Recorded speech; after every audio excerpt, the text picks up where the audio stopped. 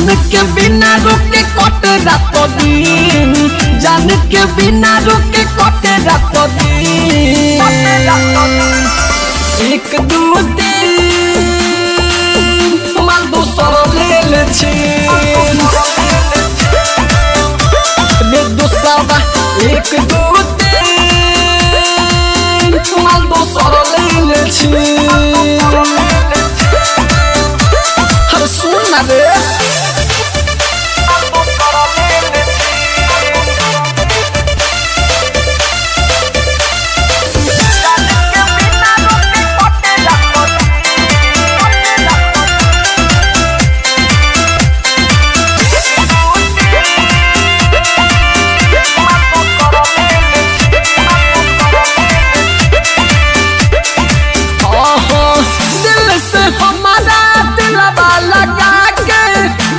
गली दूसरा साथ हो केतनो रे रोकली बाकी ना रोकल मंडली ना हमर बात हो रे यावा ना हमर बात।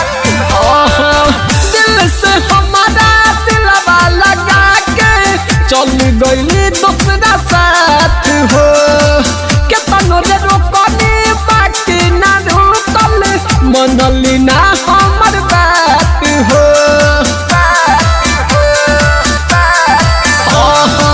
के करक देव लाली बाली अबकीन, के करक देव लाली बाली अबकीन।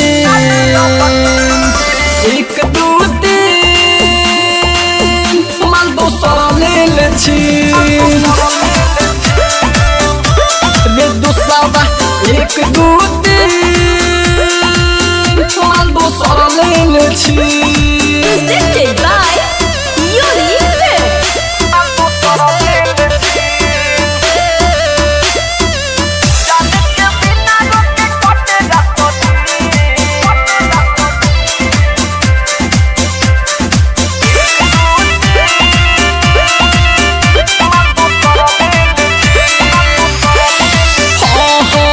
बरसों के सपना एक पल में ही टूट गइल बा हमारी हो।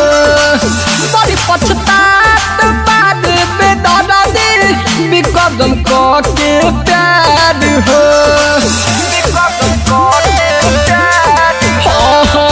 बरसों के सपना एक पल में ही टूट गइल बा हमारी हो। बड़ी पछतात बाद बेदर्दी बिकदम के प्यार हो।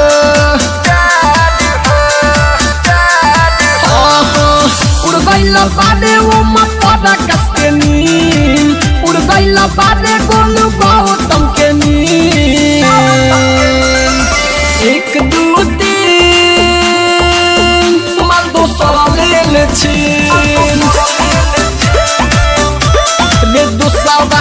एक दू दिन माल दोसर ले छी।